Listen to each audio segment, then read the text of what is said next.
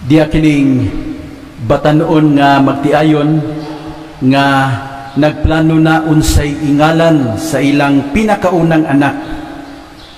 Unya nagpa-ultrasound naman sila. So nasayod na sila nga ang bata diya sa sabakan baby boy. Unya ang asawa miingon, "Pa, maayo tingani ang ngalan na ato ihatag sa bata kanang ngalan sa atong obispo." Unya na tingala ang bana. Unsay imong gipasabot? Alberto lugar? O good pa. May na lang kay basin og pinaagi ani atungan lag Alberto ang atong anak, basin mapari siya. Unya kay ang bana may reklamo man kuno. Ingon, "Ma, ayaw ng Alberto, uy kinaraan man kay na." Ya misugyot ang bana, mas maayo pati nga ni ma nga ato lang siyang tawgon og Tibayo. Unsa ko ng Tibayo dong? Binuang mana. Ya miingon ang bana, "Ada kanang Tibayo binalira na sa abit uy. Maayo na kay binag-una." Mga igsoon, isip inyong obispo, ako mudasig ninyo nga sa pagpabunyag sa inyong mga anak, ayaw po niyo tawag Tibayo eh. Hatagin ninyo og Christian name. Dili lang bisan unsa nga inyong mahunahunaan. Naarabay akong nadunggan na nay mga bata ron ang ngalan YouTube. Napoy ginganlag FB. Jesus Ginoo. Napo kunoy gitawag og Twitter. Ha, unsa man mga ngana? Ug mao nay mahitabo na base na inyong mga anak inigadag ko ana mahimo nang basher. Nya ganahan unya po na mag-comment. Unya kung di na ganahan ninyo na basig i-block mo ana. Ug magkalisod pa i-delete mo ana. Impas gyud. Naapoy uban kuno nganlag Shopee. Na likadag ko na hurot na yung kwartag ipang online shopping na. Mga igsoon na mga tao nga sa pag-andam og anak sa ilang bata o pag-andam og ngalan, murag gahimog email address. Mahadlok maparihaan, busa bisan unsa na lang ang ingalan. Kung ako mao'y musugyot, muingon ko ninyo, siguro ang ihatag ninyong pangalan sa bata, kanang ngalan nga makadasid nila, nga mahimong matarong nga mga anak sa Dios. Kining ngalan sa bata nga ihatag sa ginikanan, mahimo nga nindot kayo nga gasa nga ikahatag sa maginikanan ngadto sa bata. The Christian name should remind the child that God is calling him or her to a life of holiness. So ngalan sa santos o kaha ngalan nga magagikan sa balaang kasulatan. Mga igsoon karong adlaw, ato magisaulog ang kapistahan sa pagbunyag sa Ginoo. Ang ebanghelyo nato gikan sa ebanghelyo ni San Marcos, kapitulo 1 bersikulo 7 ngadto 11. Nagsaysay nato nga si Jesus gibunyagan ni Juan dito sa suba sa Jordan. Ang tuyo sa pagpamunyag ni Juan mao ang paghinulsol o paghugas sa mga sala. Mao nga adunay mga tawo nga mangutana, nganong nagpabunyag man si Jesus nga wala man siya sala ug wala man siya manginahanglan ug kapasayloan? Ang tubag mao kini, si Jesus nagpabunyag tungod kay gusto niya nga makighiusa sa samarang katawhan. Mao man iyahang katuyuan sukad pa sa sinugdanan. Nagpakatao siya ug nakiguban sa mga makasasala. dili aron nga siya usab magpakasala, kundili aron nga kita iyang madasig, ma-inspire ug mahatagan og kusog nga makigbatog sa tentasyon sa pagpakasala.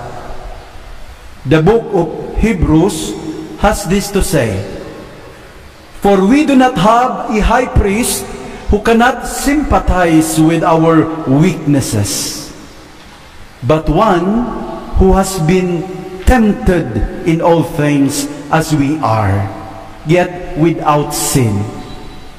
Chapter 4, verse 15 of Hebrews. So, Jesus joined us so that we can join Him. He shared our humanity so that we also can share His divinity. Mga igsoon, sa paghandom nato sa bunyag sa atong Ginoong Hesukristo, kita gihatagan usab ning kaygayunan sa pagpamalandong sa atong kaugalingong bunyag. Yun na pa, mangutana ko ninyo, nasayod ba mo kanusa mo mabunyagi? Anybody? Oy, abi ninyo, if the date of our birth on this planet is important, how much more is the date of our new birth in Jesus? Ate, nabunyagan ko niyatong Pebrero 24, 1967. Nganong nasayod ko, nangutanag ko. So ako mong dasigon, at tuwangin yung mga parish offices, ha? Pangutana sad mo.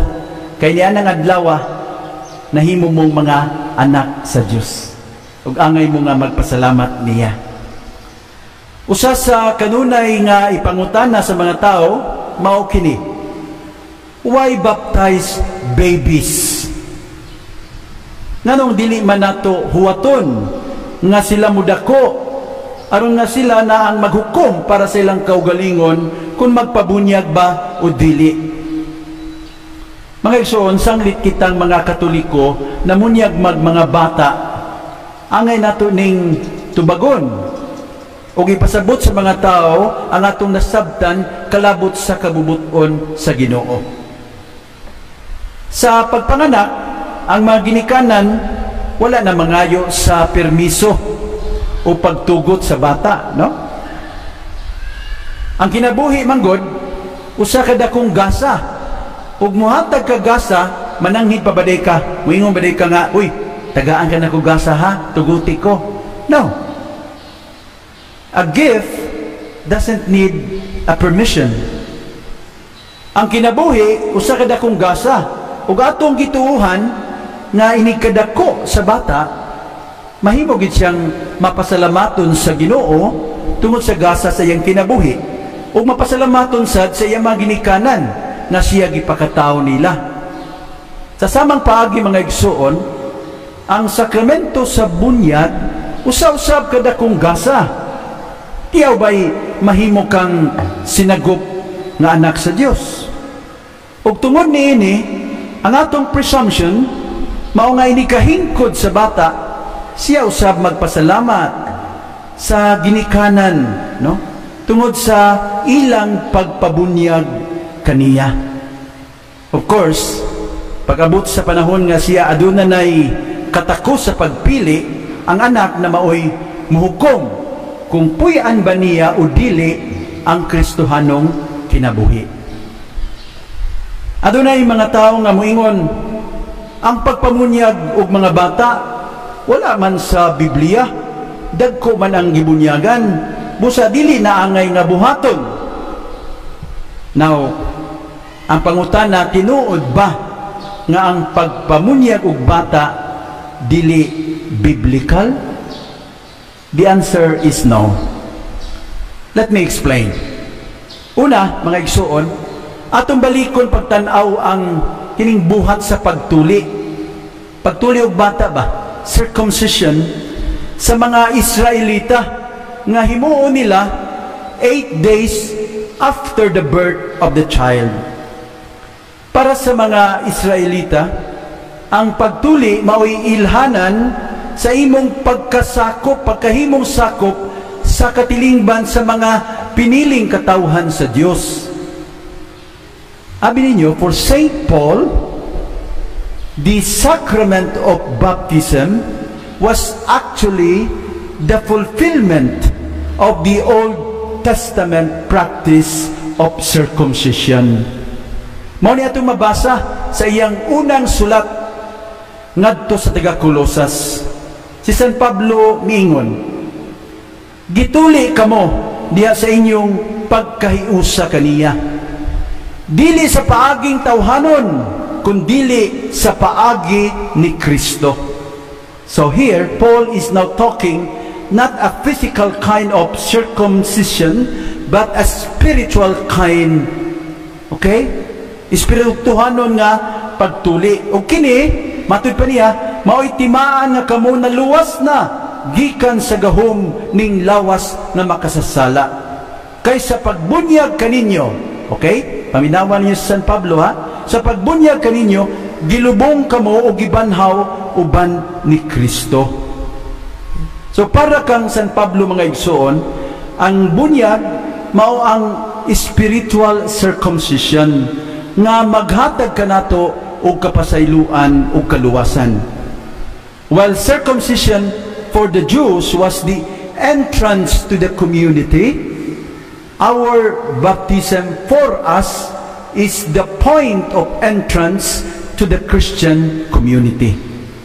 Diya sa Buhat sa mga Apostoles, chapter 2, verses 38 to 41. Ato madunggan mga igsuon, si San Pedro miingon, ang tagsa-tagsa kaninyo, kinahanglan nga maghinulsol o magpabunyag sa ngalan ni Kristo. Aron pasayloon ang inyong mga sala ug madawat ninyo ang gasa sa Dios nga mao ang Espiritu Santo. Ya, ingon siya, kay ang saad sa Dios alang man kaninyo ug sa inyong mga anak. Okay? So take note, ha? That's the promise of God for you and for your children. Ang tanan pagatawgon sa atong Ginoong Dios ngadto kaniya. Ug isaysayan ta sa maong teksto, daghan ang mga tawo nga mituo sa iyang mensahe ug nagpabunyag. Mga 3,000 ka mga tao ang nadugang sa Kristohanong katilingban. Since the early days of Christianity, this is what we see.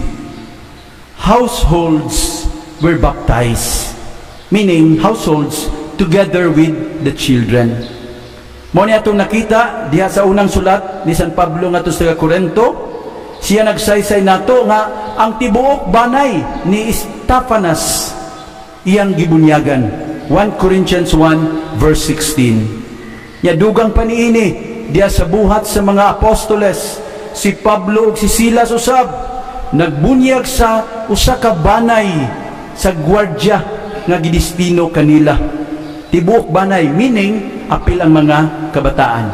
Busa mga igsoon, ang pagbunyag sa mga bata usa ka butang nga gihimo sa simbahan sukad pa sa iyang sinugdanan. O kini atong mapamatud-an diha sa balaang kasulatan. Human na banyagi ang Ginoo, dihay tingog nga nadungog gikan sa langit.